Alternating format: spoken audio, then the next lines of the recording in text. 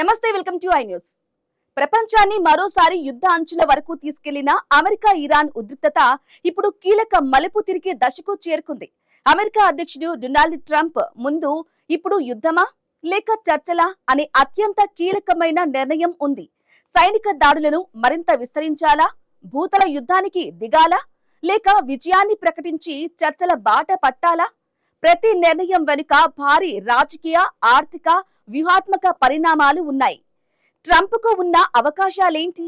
వాటి వల్ల ప్రపంచంపై ఎలాంటి ప్రభావం పడుతుంది? ఇప్పుడు చూద్దాం. గత వారం అమెరికా అధ్యక్షుడు డొనాల్డ్ ట్రంప్ వైట్ హౌస్లో తన సలహాదారులతో సమావేశమైన తర్వాత ఇరాన్పై భారీ దాడులను తాత్కాలికంగా నిలిపివేసినట్లు వార్తలు వచ్చాయి.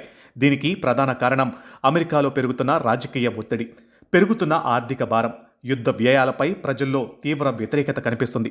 తాజా సర్వేల ప్రకారం దాదాపు 70% మంది అమెరికన్లు ఈ యుద్ధాన్ని వ్యతిరేకిస్తున్నట్లు తెలుస్తుంది. అమెరికా రక్షణ శాఖ ఇరాన్ సైనిక శక్తి ఎన్నడూ లేనంత బలహీనపడిందని చెబుతున్నప్పటికీ వాస్తవ పరిస్థితి భిన్నంగా కనిపిస్తుంది. ఇరాన్ ఇప్పటికీ భారీ సంఖ్యలో డ్రోన్లు, క్షిపణులతో దాడులు చేసే సామర్థ్యాన్ని కొనసాగిస్తుంది. అంతేకాదు, ఆ సామర్థ్యాన్ని మరింత పెంచుకున్నట్లు నిఘా వర్గాల సమాచారం చెబుతుంది.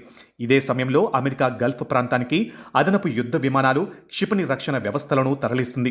2 మెరైన్లు, ఎక్స్పెడిషనరీ యూనిట్లు, అలాగే 82వ లేదా 101వ ఎయిర్ బోర్న్ డివిజన్కు చెందిన బలగాలు ఇప్పటికే ఆ ప్రాంతంలో మోహరించాయి. అవసరమైతే ఇరాన్ సైనిక స్థావరాలపై మరింత విస్తృత ఆపరేషన్కు అమెరికా సిద్ధమవుతున్న సంకేతాలు కనిపిస్తున్నాయి.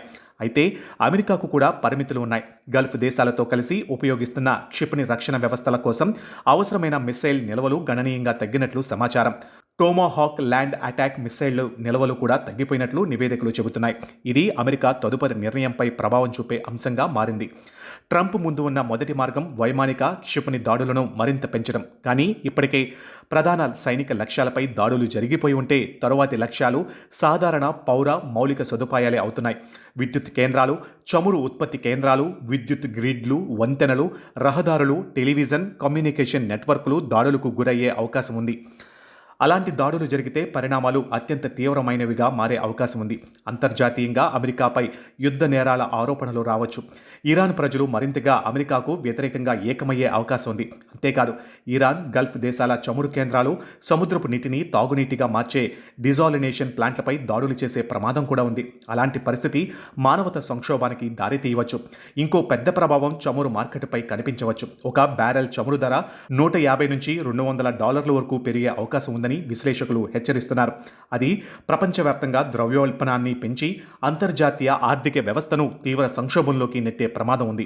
ట్రంప్ ముందు ఉన్న రెండో మార్గం భూతల యుద్ధం. కానీ ప్రస్తుతం గల్ఫ్ ప్రాంతంలో ఉన్న అమెరికా బలగాలు పెద్ద స్థాయి ఆపరేషన్కు సరిపోవని నిపుణులు చెబుతున్నారు. ఒక మెరైన్ ఎక్స్పెడిషనరీ యూనిట్లో సుమారు 2500 మంది సైనికులు ఉన్నప్పటికీ వారిలో కేవలం 800 మంది మాత్రమే ప్రత్యక్ష యుద్ధానికి అనువైన పదాతి దళం, అలాగే ఎయిర్ బోర్న్ బలగాల వద్ద కూడా కొన్ని రోజులు సరఫరా మాత్రమే ఉంటుంది. అమెరికా మాజీ జనరల్ బ్యారీ మెకాఫ్రీ అభిప్రాయం ప్రకారం ఇరాన్ తీర ప్రాంతంలోని హోర్ముజ్ జలసంధిపై నియంత్రణ సాధించాలంటే 1,50,000 మంది సైనికులు కూడా సరిపోకపోవచ్చు. కార్గ్ ద్వీపంపై దాడి చేయడం కూడా అత్యంత ప్రమాదకరమైన ఆపరేషన్గా మారుతుందని ఆయన హెచ్చరిస్తున్నారు. దీనివల్ల అమెరికా సైన్యానికి భారీ ప్రాణ నష్టం సంభవించే అవకాశం ఉంది. ఇక మూడో మార్గం అణ్వాయుధాల వినియోగం. అయితే ఇది అత్యంత ప్రమాదకరమైన ఎంపికగా విశ్లేషకులు చెబుతున్నారు. అణుబాంబు పేలితే ఇరాన్ మాత్రమే కాదు, చుట్టుపక్కల ప్రాంతాలపై కూడా తీవ్రమైన ప్రభావం ఉంటుంది. ఎలక్ట్రోమాగ్నెటిక్ పల్స్ కారణంగా 100 కిలోమీటర్ల పరిధిలోని ఎలక్ట్రానిక్ వ్యవస్థలు పూర్తిగా దెబ్బతినే ప్రమాదం ఉంది. భూమిపై పేలితే రేడియో ధార్మిక మేఘాలు గాలుల ద్వారా ఇతర దేశాలకు కూడా వ్యాపించే అవకాశం ఉంది. అంతేకాదు, అమెరికా అణ్వాయుధాన్ని ఉపయోగిస్తే ప్రపంచ రాజకీయ సమీకరణాలే మారిపోవచ్చు.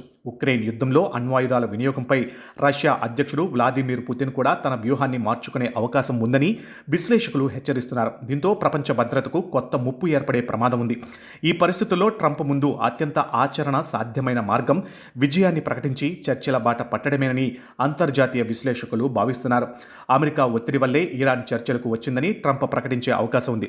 హోర్ముజ్ జలసంధి, బాబ్ ఆల్ మందేబ్ మార్గాలు తిరిగి తెరచుకుంటే చమురు ధరలు తగ్గే అవకాశం ఉంటుంది. ప్రపంచ స్టాక్ మార్కెట్లు కోలుకునే అవకాశం కూడా ఉంది. మొత్తంగా చూస్తే మరో విధ్వంసకర యుద్ధాన్ని, ప్రపంచ ఆర్థిక సంక్షోభాన్ని నివారించే అత్యంత వివేకవంతమైన మార్గం దౌత్య చర్చలు లేఖినేనని నిపుణులు అభిప్రాయపడుతున్నారు.